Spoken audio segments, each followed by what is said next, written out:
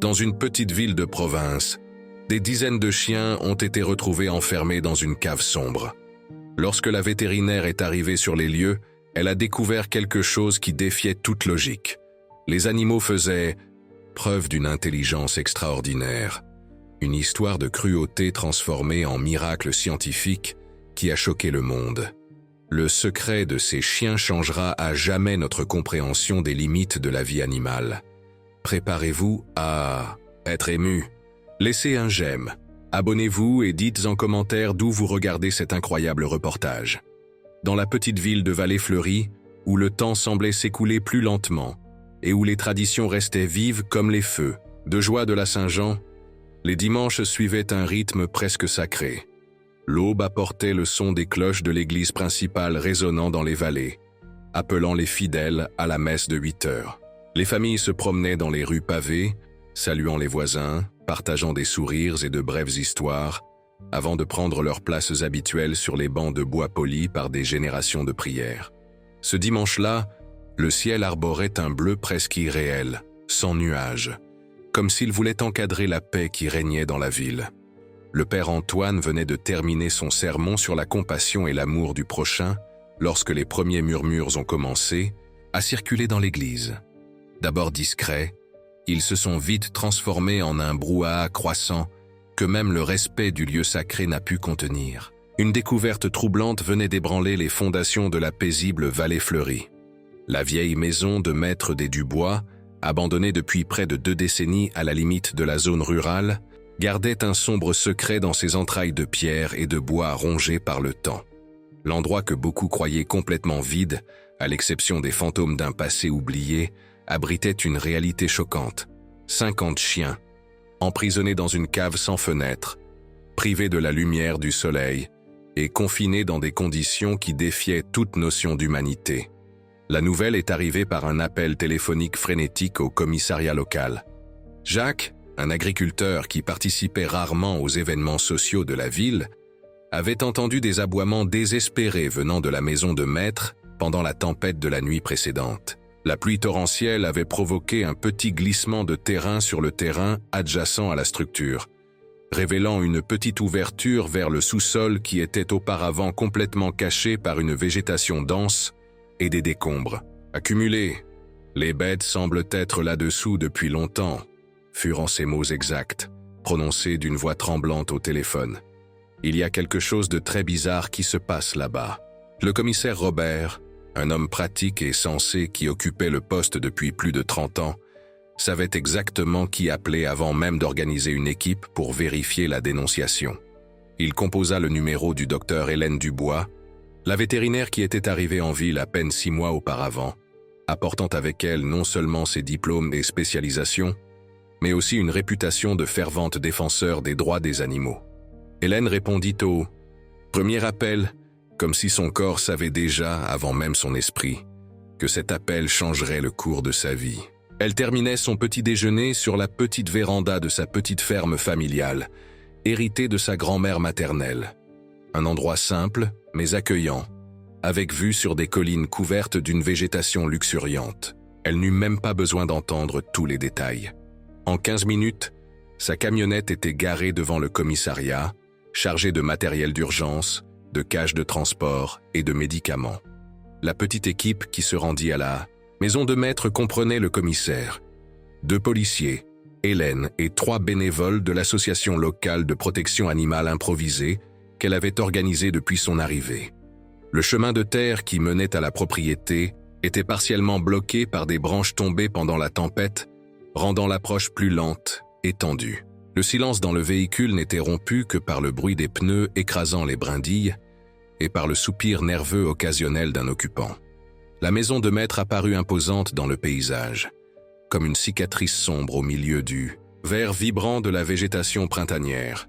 Avec ses fenêtres scellées par des planches clouées de manière désordonnée et sa façade décrépite révélant d'anciennes briques, l'endroit semblait émaner une aura d'abandon et de mystère. Mais ce qui attira vraiment l'attention d'Hélène, c'est le son. Un chœur triste et cadencé d'aboiements venant des entrailles de la terre, presque comme une chanson coordonnée de désespoir collectif. « Mon Dieu », murmura-t-elle, sentant un frisson parcourir son dos. Son intuition, celle-là même qui l'avait tant de fois guidé dans des situations critiques de sauvetage, lui criait que ce qu'ils allèrent trouver là ne ressemblerait à rien de ce qu'ils avaient vu auparavant. L'entrée de la cave fut localisée grâce à l'ouverture que la pluie avait révélée. En élargissant l'accès avec des outils apportés par les policiers, ils purent bientôt descendre par un escalier de pierre humide et glissant.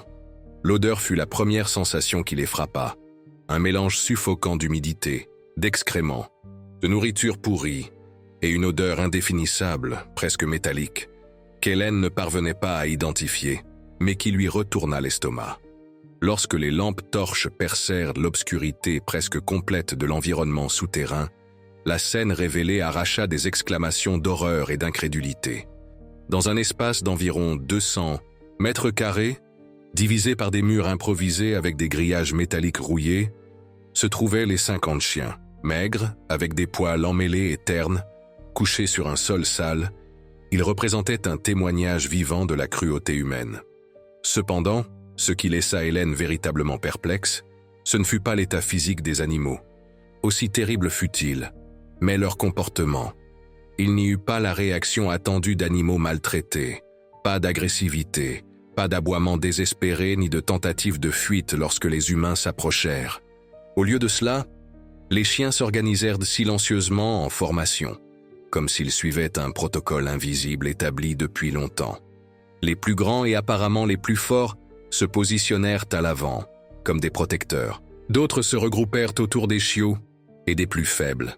Et plus surprenant encore, certains portaient dans leur gueule de petites gamelles improvisées avec de vieilles boîtes de conserve, offrant de l'eau à leurs compagnons qui semblaient incapables de bouger. C'était une démonstration d'organisation sociale qui défiait toute explication conventionnelle. Ils sont en train de prendre soin les uns des autres, murmura un des bénévoles, la voix étranglée par l'émotion et l'incrédulité. Hélène s'approcha lentement, s'accroupissant à quelques mètres du premier groupe de chiens. Ses années d'expérience, avec les animaux traumatisés, lui avaient appris à ne jamais faire de mouvements brusques, à attendre une permission non verbale avant d'envahir l'espace des bêtes. Un labrador noir avec des cicatrices visibles sur le museau et une tache blanche en forme d'étoile sur la poitrine fit un pas en avant. Ses yeux ambrés rencontrèrent ceux d'Hélène avec une intensité troublante.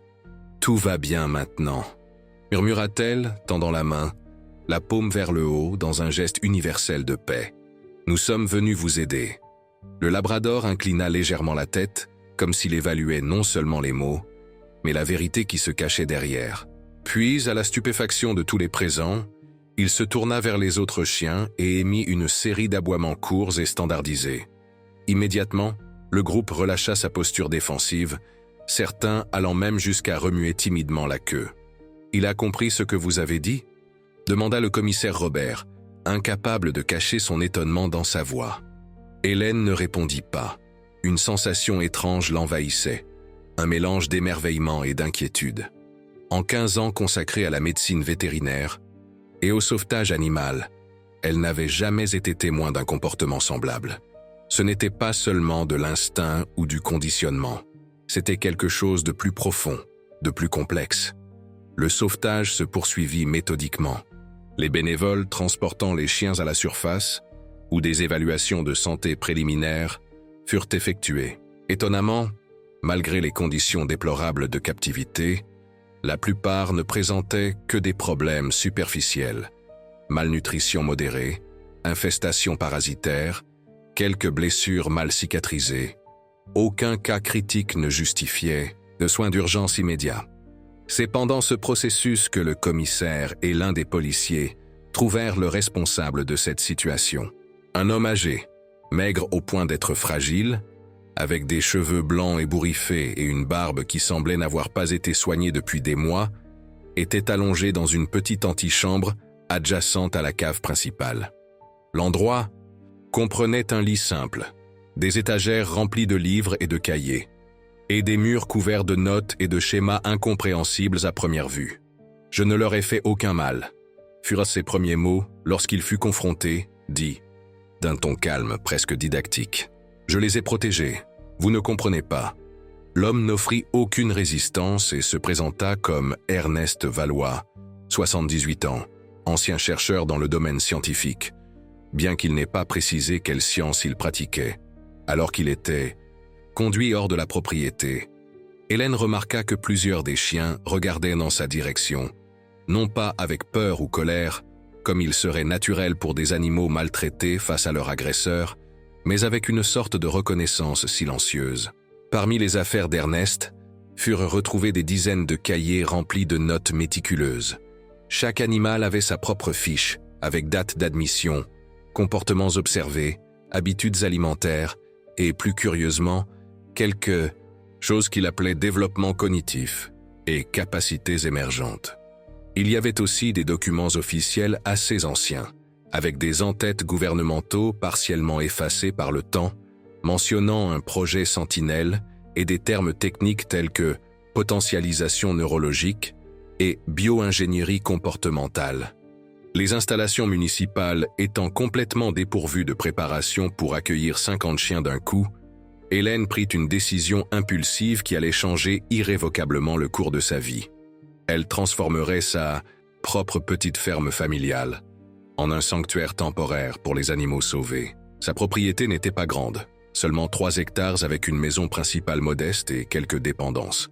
Mais elle avait suffisamment d'espace en plein air, d'eau courante et, surtout, une distance adéquate des voisins pour que les aboiements ne causent pas de problèmes immédiats. Cette nuit-là fut la première de nombreuses nuits blanches pour Hélène. Après avoir organisé des hébergements improvisés pour les chiens, avec l'aide des bénévoles, elle se retira sur la véranda avec une tasse de thé et les cahiers d'Ernest. Les heures passèrent tandis qu'elle plongeait dans ses notes, se sentant de plus en plus troublée par ce qu'elle découvrait. L'homme avait tenu des registres presque quotidiens pendant près de 20 ans, détaillant des observations sur les chiens qui semblaient appartenir davantage au domaine de la science-fiction qu'à la réalité.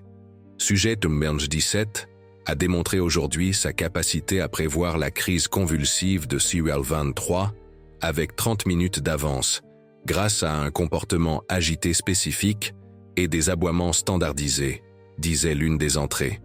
Confirmation que la communication interspécifique évolue comme prévu. Les implants fonctionnent au-delà des attentes initiales. Une autre note, datée d'environ 5 ans auparavant, était encore plus inquiétante. Le groupe développe son propre système de communication, indépendant des paramètres établis à l'origine. J'observe des schémas de transmission de connaissances entre les générations qui ne devraient pas être possibles sans intervention humaine directe. Le réseau neuronal collectif semble gagner en complexité autonome. Hélène sentit un frisson parcourir son dos en lisant ces mots. Qu'avait-on fait exactement à ces animaux? Qui était réellement Ernest Valois? Et plus important encore, qu'est-ce que tout cela signifiait pour l'avenir de ces 50 chiens qui étaient maintenant sous sa responsabilité? Le sommeil finit par la vaincre à l'aube. Mais ce fut un repos agité, peuplé de rêves fragmentés de chiens qui parlaient avec des yeux humains et de laboratoires souterrains cachés dans des forêts obscures. Elle se réveilla au premier rayon de soleil et au son doux d'aboiements coordonnés venant de la cour, non pas chaotique ou strident, mais presque mélodieux, comme une conversation matinale entre de vieux amis. Les premières semaines, avec les chiens, furent une période de découverte fascinante et troublante. Hélène établit un système rigoureux d'observation, inspiré ironiquement des propres méthodes d'Ernest, documentant les comportements et les interactions. Ce qu'elle trouva défiait toute logique et connaissance vétérinaire conventionnelle. Non seulement les chiens faisaient preuve d'une intelligence extraordinaire, apprenant des ordres complexes avec une facilité inhabituelle, mais ils affichaient des capacités qui frôlaient le surnaturel. Lors d'un orage particulièrement violent, 2 jours après le sauvetage, tous se regroupèrent dans une formation précise dans le coin le plus sûr du terrain, quelques minutes avant qu'un éclair ne frappe un arbre de l'autre côté de la propriété. Lorsqu'un des bénévoles, Mathieu, eut une crise allergique soudaine, 3 chiens spécifiques commencèrent à tourner autour de lui, aboyant avec insistance, environ 10 minutes avant que les premiers symptômes n'apparaissent. Plus remarquable encore était la hiérarchie clairement établie entre eux. Le labrador avec la marque blanche sur la poitrine, qu'Hélène avait fini par appeler Étoile, semblait occuper une position de leadership, avec 5 autres chiens formant une sorte de conseil autour de lui. Les décisions concernant la distribution de nourriture, les espaces de repos et même les jeux semblaient ne passer par ce groupe central avant d'être mises en œuvre par les autres. Hélène garda ses observations secrètes, ne partageant que des généralités avec les bénévoles et les autorités. Quelque chose lui disait que révéler la véritable nature de ces animaux pourrait les mettre en danger. La petite ville était déjà en ébullition, avec des rumeurs, allant des théories conspirationnistes sur des expériences gouvernementales aux explications surnaturelles impliquant des possessions spirituelles. La réalité, comme Hélène commençait à le soupçonner, pourrait être encore plus extraordinaire que n'importe quelle spéculation. Pendant ce temps, Ernest Valois attendait son jugement à la prison locale, se montrant étrangement serein et coopératif. Il refusait cependant de fournir des explications détaillées sur les chiens, se limitant à répéter « Je les ai sauvés ». Un jour, vous comprendrez que c'était nécessaire. Un mois après le sauvetage, lors de la traditionnelle fête patronale de Vallée-Fleurie, se produisit le premier incident public qui révélerait l'exceptionnalité des chiens à la communauté. Hélène avait amené 10 des animaux les plus sociables pour une démonstration de dressage dans le cadre d'une campagne de sensibilisation à l'adoption responsable. La place centrale débordait d'habitants et de visiteurs, plongés dans l'atmosphère typique de célébrations religieuses et culturelles de la province française. Personne ne remarqua lorsque le petit Lucas, âgé de seulement 4 ans, s'éloigna discrètement de ses parents pendant qu'ils achetaient des friandises à un stand. L'enfant, fasciné par un ballon coloré qui s'était échappé d'un autre, le suivit jusqu'au bord du ruisseau qui coupait l'extrémité de la place. Le courant, normalement doux, était renforcé par les pluies récentes. Un glissement sur la berge boueuse fut tout ce qu'il fallut pour la tragédie imminente.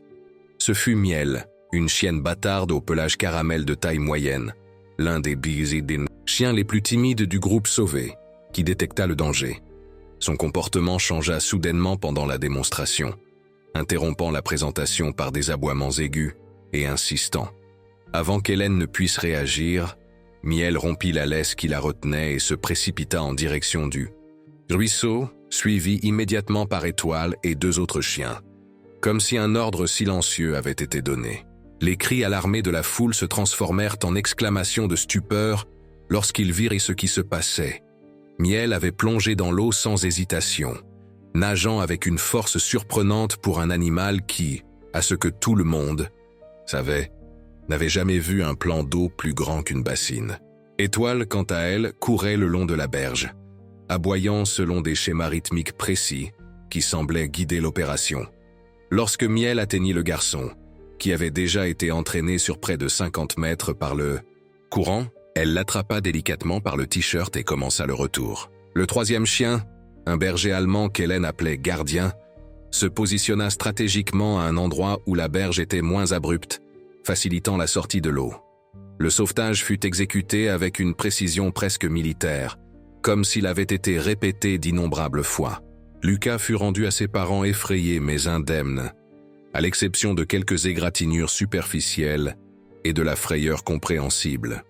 La foule, qui avait assisté à tout dans un silence surréaliste, éclata en applaudissements et en exclamations lorsque le garçon fut finalement mis en sécurité. À ce moment-là, la perception des chiens de la cave, comme les habitants avaient commencé à les appeler, commença à changer radicalement.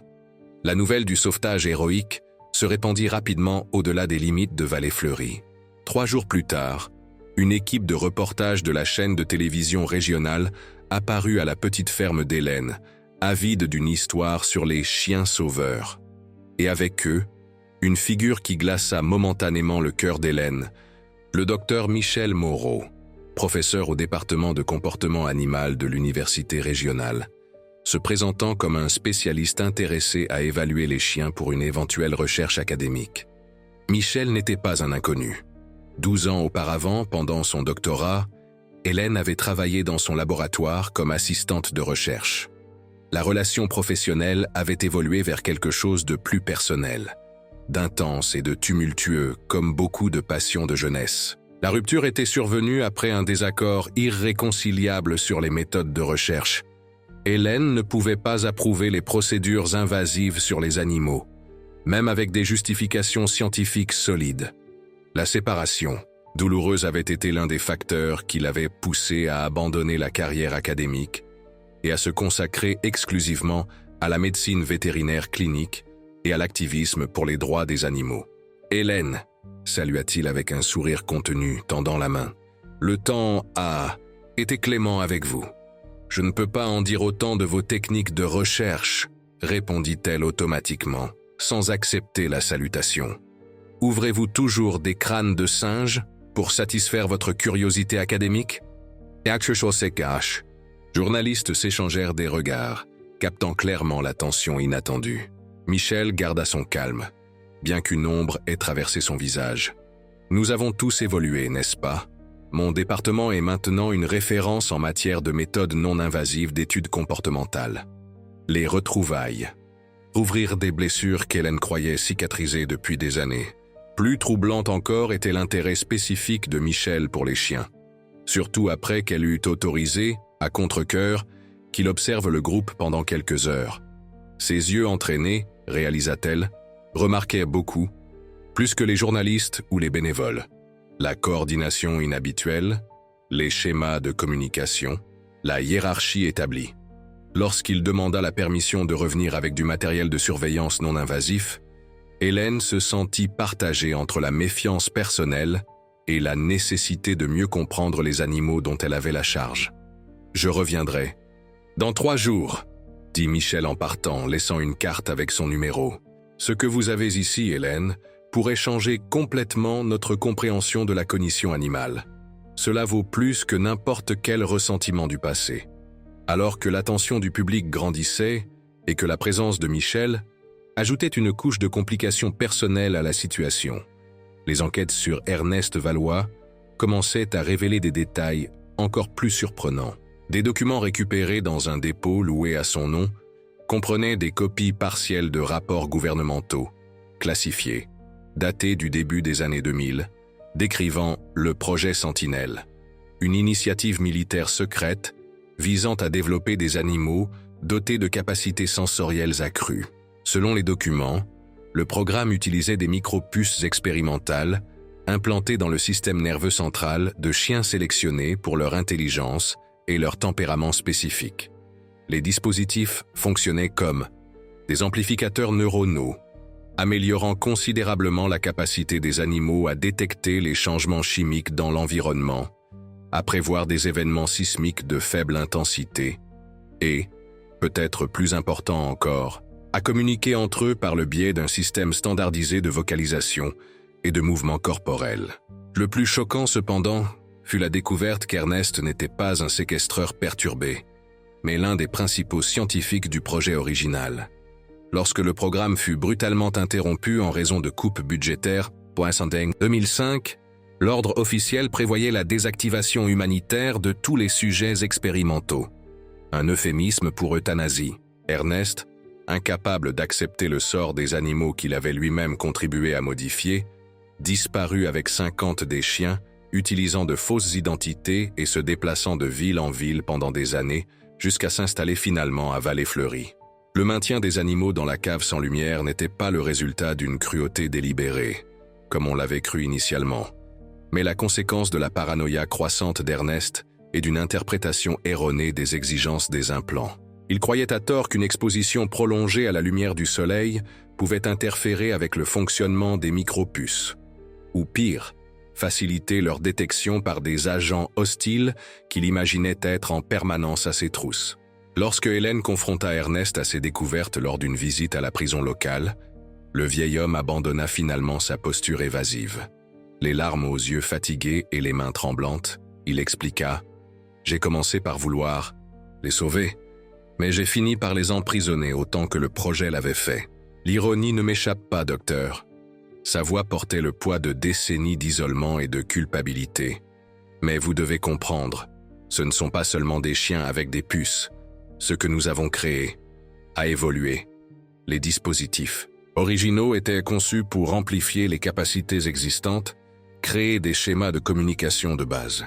jamais pour développer une conscience collective ou une transmission intergénérationnelle de connaissances. « Que voulez-vous dire exactement ?» demanda Hélène, essayant de comprendre les implications de ces mots. « Je dis que les implants se sont développés de manière autonome, en utilisant la matière organique qui les entoure comme milieu de croissance.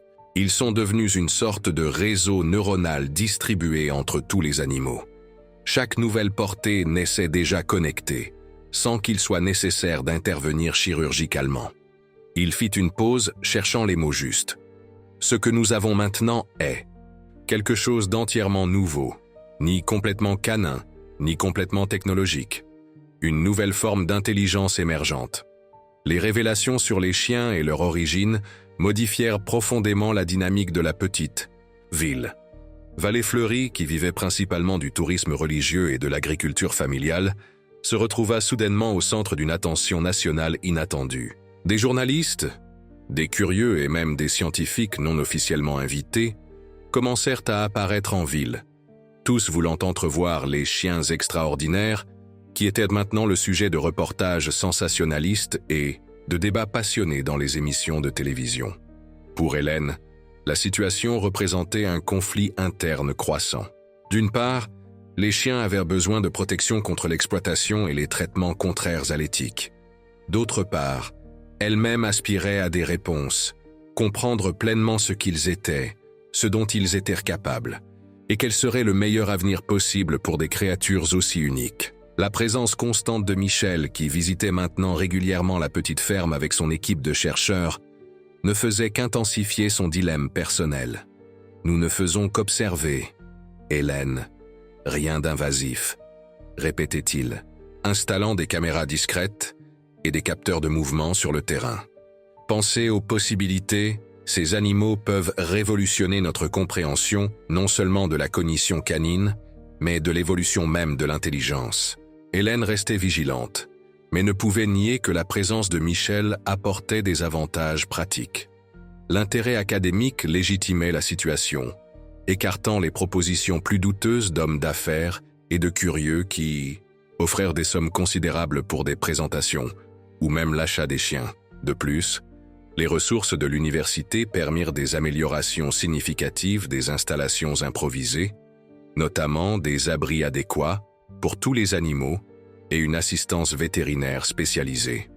6 mois après le sauvetage initial, Vallée Fleurie se préparait pour sa traditionnelle fête de la Saint-Jean, un événement qui attirait habituellement des visiteurs de toute la région pour ses danses traditionnelles, ses spécialités locales et ses démonstrations de foi et de culture.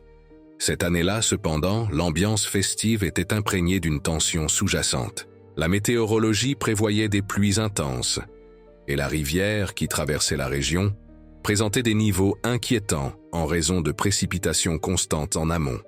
La veille de la célébration principale, Hélène remarqua un changement dans le comportement des chiens. Ils se montraient agités, se regroupant à plusieurs reprises en formation spécifique et émettant des vocalisations selon des schémas qu'elle n'avait jamais documentés auparavant. Étoile, en particulier, semblait extrêmement agitée, refusant de s'éloigner de la radio qu'Hélène maintenait allumée pour suivre les bulletins météorologiques. « Ils sentent quelque chose », commenta Michel, qui observait le phénomène avec fascination scientifique. Les implants amplifient probablement leur capacité naturelle à détecter les changements barométriques et les vibrations de basse fréquence. Hélène ne répondit pas, mais une pensée troublante commença à se former dans son esprit. Si les chiens prédisaient vraiment quelque chose, il serait peut-être prudent d'alerter les autorités. Elle contacta le commissaire Robert, partageant ses inquiétudes en termes prudents, évitant de paraître alarmiste ou superstitieuse. « Je comprends votre inquiétude, docteur, » répondit-il avec une gentillesse condescendante. « Mais nous avons déjà des équipes de la protection civile qui surveillent la rivière. Les sirènes seront déclenchées s'il y a un risque réel. » Cette nuit-là, tandis que des feux d'artifice éclataient dans le ciel et que de la musique festive résonnait, dans la ville, une pluie d'abord modérée commença à tomber. En quelques heures, elle se transforma en une tempête de proportions historiques. Le système de surveillance tomba en panne lorsqu'un éclair frappa le poste principal de la protection civile. laissant la ville temporairement aveugle au niveau de la rivière qui montait rapidement.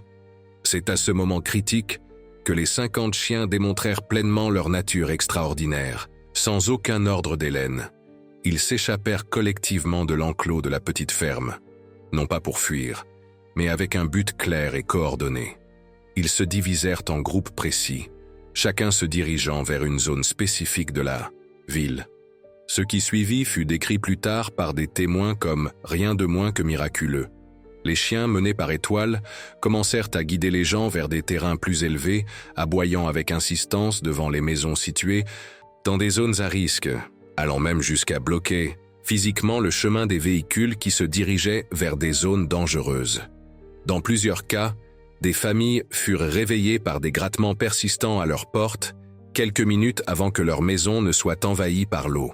Lorsque les sirènes retentirent enfin, il était déjà trop tard pour beaucoup, mais grâce à l'intervention canine, aucune vie humaine ne fut perdue.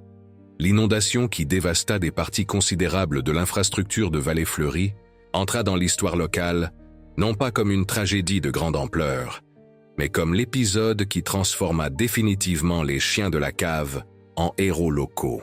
Dans la semaine qui suivit la catastrophe, tandis que la ville commençait les travaux de reconstruction, un événement inattendu apporta un nouvel éclairage à l'histoire déjà extraordinaire des chiens. Ernest Valois, qui avait été transféré temporairement dans un hôpital en raison de complications cardiaques, demanda la présence d'Hélène et de Michel. Sur son lit, relié à des moniteurs et des perfusions, le vieux scientifique semblait étrangement en paix. « Vous devez savoir toute la vérité avant qu'il ne soit trop tard », dit-il, la voix faible mais décidée. Les micropuces originales contenaient un composant supplémentaire que tous les chercheurs du projet ne connaissaient pas, un élément régénératif expérimental. Michel se pencha en avant, sa curiosité scientifique clairement aiguisée. Quel type d'élément? Une technologie basée sur des nanotransistors autoreproducteurs, utilisant du matériel génétique canin comme matrice de croissance. Ernest fit une pause pour reprendre son souffle. Elle a été conçue initialement comme une mesure d'autoréparation pour les implants, mais elle a fini par créer quelque chose de beaucoup plus complexe, une forme de symbiose techno-organique. Les chiens n'ont pas seulement les implants, ils sont devenus partie intégrante de ceux-ci, et les implants partie intégrante d'eux. Cela explique pourquoi ils sont restés relativement en bonne santé, malgré les conditions précaires, murmura Hélène, se rappelant sa surprise initiale face à l'état physique des animaux. Exactement. Le composant régénératif protège contre les maladies dégénératives, renforce le système immunitaire, répare les dommages cellulaires. Les yeux d'Ernest brillèrent d'un mélange de fierté scientifique et de profonde culpabilité. Mais il y a plus. Les dispositifs évoluent constamment, devenant plus complexes à chaque génération. Ce qui a commencé comme une simple amplification sensorielle s'est transformé en quelque chose qui défie notre compréhension actuelle de la cognition. La révélation sur la véritable nature des implants apporta de nouvelles complications. 2 semaines après la conversation avec Ernest, Hélène reçut une visite qu'elle redoutait depuis le début. Des représentants de Biogénix, un conglomérat pharmaceutique multinational connu pour ses investissements agressifs dans les biotechnologies. La proposition qu'ils apportèrent était à la fois tentante et alarmante. 20 millions de dollars pour l'acquisition des 50 chiens en vue d'études dans les installations fermées de l'entreprise. Pensez au bien supérieur, docteur. Dubois, argumenta la principale représentante, une femme en tailleur impeccable et au sourire calculé et chaleureux. La technologie régénérative de ces animaux pourrait révolutionner la médecine humaine, créer des traitements pour des maladies aujourd'hui incurables. Et qu'en est-il des chiens? Questionna Hélène, gardant la voix ferme malgré l'anxiété qu'elle ressentait. Quel serait exactement le protocole de recherche? Ils seraient traités humainement, bien sûr, répondit la femme sans vraiment répondre. Et considérez ce que vous pourriez faire avec ces ressources. Un sanctuaire permanent pour des centaines d'autres animaux dans le besoin, des programmes éducatifs, des campagnes de stérilisation de masse. Le dilemme éthique tourmenta Hélène pendant des jours. La somme offerte représentait, en effet, des possibilités extraordinaires pour son travail avec les animaux abandonnés. Mais livrer ces 50 êtres exceptionnels à un avenir d'expérimentation corporative semblait une trahison impardonnable. Ce fut Michel, étonnamment, qui offrit la perspective qui aiderait à la décision finale. Ce ne sont pas seulement des objets d'étude, Hélène. Ce à quoi nous assistons ici, c'est la naissance d'une nouvelle forme d'intelligence, hybride, certes, mais authentique et unique. Quel droit avons-nous de les traiter comme des propriétés? Lorsque Hélène refusa formellement l'offre de Biogénix, l'entreprise tenta d'autres approches, pression légale contestant la garde des animaux, tentative d'impliquer les autorités fédérales invoquant des questions de sécurité nationale, voire offres individuelles à des membres plus influents de la communauté pour convaincre Hélène de reconsidérer. La petite ville, qui quelques mois auparavant regardait les chiens avec méfiance et peur, s'unit maintenant étonnamment pour leur défense. Au 9e mois après le sauvetage initial, une tempête particulièrement violente causa des dommages importants aux installations qui abritaient les chiens sur la propriété d'Hélène. Des toits furent arrachés, des clôtures abattues, du matériel détruit. La dévastation semblait complète, et Hélène sentit momentanément que tous ses efforts avaient été vains. C'est alors qu'elle fut témoin de quelque chose qu'elle n'oublierait jamais. Au matin suivant la tempête, des dizaines d'habitants commencèrent à arriver à la petite ferme, apportant des matériaux de construction, des outils, de la nourriture, des couvertures. Des personnes qu'elle connaissait à peine, certaines qui n'avaient jamais manifesté d'intérêt pour les animaux, se présentèrent maintenant volontairement pour reconstruire le sanctuaire. « Les chiens ont sauvé nos familles pendant l'inondation », expliqua simplement M. Antoine, un vieux charpentier qui dirigeait informellement le groupe de bénévoles. « Maintenant, c'est à notre tour de prendre soin d'eux. » Pendant les travaux de reconstruction, un lien particulièrement spécial se développa entre M. Antoine et l'un des chiens les plus âgés du groupe, un chien bâtard de taille moyenne, avec un pelage mêlé de gris et de blanc, qu'Hélène appelait Sagesse. L'animal se mit à suivre constamment le charpentier, observant son travail avec une attention inhabituelle et, plus étrangement, aboyant avec insistance chaque fois que l'homme faisait de longues pauses pour se reposer. Le comportement devint si constant qu'Hélène suggéra un examen médical, juste par précaution. Les examens révélèrent une grave affection cardiaque non diagnostiquée qui nécessitait une intervention immédiate. « Le chien vous a littéralement sauvé la vie », commenta le médecin local, émerveillé. Ces épisodes de malaise que vous ignoriez étaient des mini-crises cardiaques. Sans traitement, la prochaine aurait probablement été fatale. Le cas de M. Antoine ne devint qu'un exemple parmi d'autres de la manière dont les chiens s'intégraient à la communauté, non seulement comme des curiosités ou des animaux de compagnie, mais comme des participants actifs. Ils aidaient à retrouver des enfants perdus lors d'événements, anticipaient les crises de santé et semblaient développer une compréhension de plus en plus sophistiquée du langage humain. C'est en analysant les documents récupérés de la maison de maître qu'Hélène fit une autre découverte cruciale dans la semaine qui suivit la reconstruction.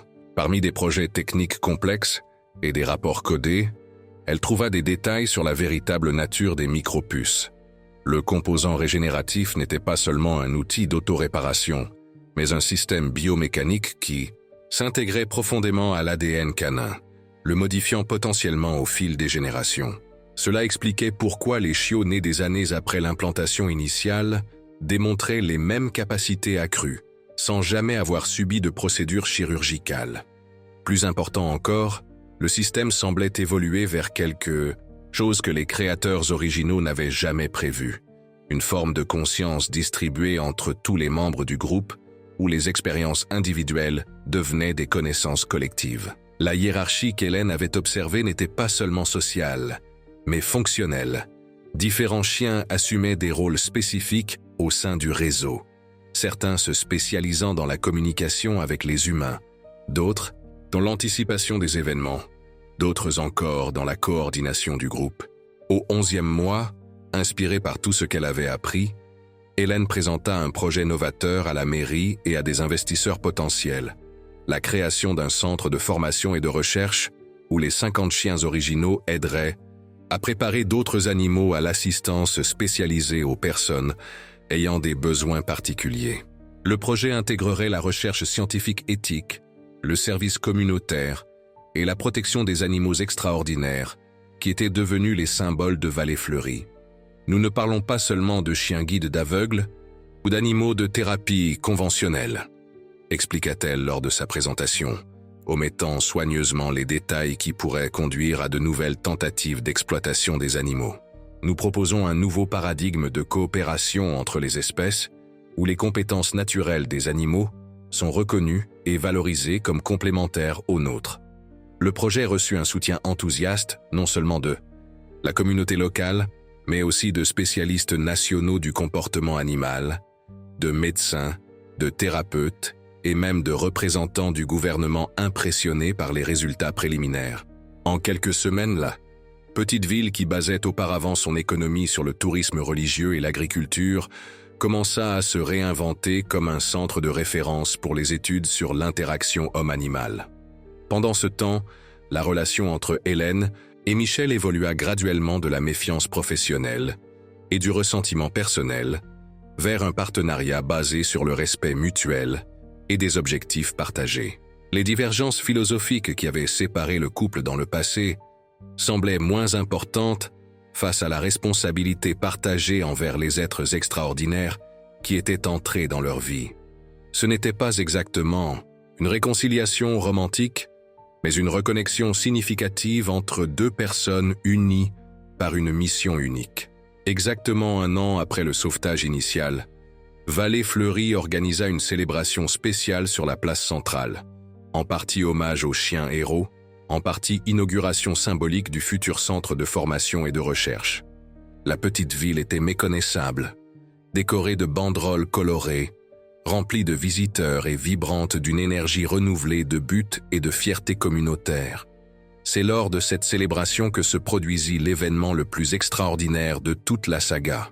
Les 50 chiens, amenés sur la place avec des colliers spéciaux développés par Michel qui permettaient une totale liberté de mouvement sans risque de fuite, s'organisèrent soudainement en une formation parfaite de cercles concentriques. Au centre, Étoile, le labrador qui avait établi le premier contact avec Hélène dans cette cave sombre 1 an auparavant, se positionna comme un chef d'orchestre devant un orchestre. Ce qui suivit laissa des centaines de spectateurs dans un silence absolu, beaucoup les larmes aux yeux. Les chiens, en parfaite synchronisation, entamèrent une série d'aboiements, de mouvements et de postures qui, lorsqu'ils furent analysés ultérieurement grâce aux algorithmes de décodage que Michel avait développés, se révélèrent être une forme complexe de communication. Ce n'étaient pas seulement des signaux d'alerte de base ou des expressions de besoins primaires. C'était un langage structuré, avec des schémas reconnaissables de syntaxe et de vocabulaire propre. Et le message, bien qu'impossible à traduire littéralement en français, transmettait clairement des concepts de gratitude, d'appartenance et d'espoir partagés pour l'avenir. Ces 50 êtres extraordinaires, ni complètement canins ni artificiels, mais quelque chose d'entièrement nouveau et unique, avaient développé, dans les profondeurs d'une cave sombre et à travers des années d'isolement du monde extérieur, des capacités qui dépassaient les limites précédemment connues entre les espèces. Leur voyage de l'obscurité à la lumière n'était pas seulement physique, mais représentait une évolution de la conscience et de la coopération qui offrait de profondes leçons sur l'adaptation, la résilience et les possibilités inexplorées de communication interespèces. Pour Hélène, observant cette démonstration extraordinaire avec un mélange d'émerveillement scientifique et d'émotions profondes, tout prenait enfin sens. Son arrivée à Vallée Fleurie, qui auparavant semblait n'être qu'une fuite des désillusions passées, se révélait maintenant faire partie de quelque chose de plus grand. Un destin partagé qui unissait les humains et les animaux dans une nouvelle forme de communauté, basée non pas sur la domination, mais sur la compréhension mutuelle et le respect authentique. L'histoire de ces 50 chiens extraordinaires n'a pas seulement transformé une petite commune de province française, mais a offert un aperçu de possibilités révolutionnaires pour l'avenir des relations entre les espèces. Dans un monde de plus en plus divisé par les conflits et les incompréhensions, il représentait un rappel puissant de notre capacité partagée à l'évolution, à l'adaptation, et surtout à une connexion authentique à travers les barrières que nous croyons insurmontables.